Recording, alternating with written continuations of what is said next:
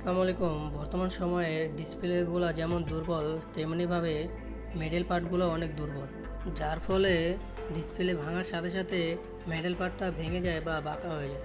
আর এই নতুন metal part লাগানোর ক্ষেত্রে আমাদের খেয়াল রাখতে হবে যে পুরনো মেটাল পার্টে যেখানে যা লাগানো ছিল ঠিক সেখানেই লাগিয়ে দিন।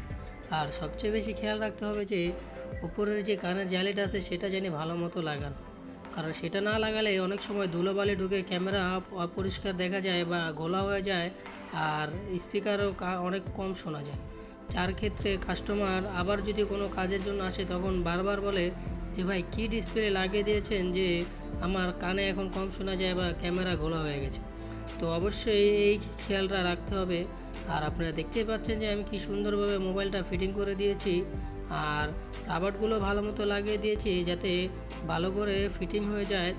আর সবচেয়ে বেশি গুরুত্বপূর্ণ কথা সেটা হলো ডিসপ্লে লাগানোর ক্ষেত্রে অবশ্যই আঠাগুলো ভিতর দিয়ে লাগাবেন, আর বাইরে যেন আঠাটা না দেখা যায় সেভাবে লাগাবেন।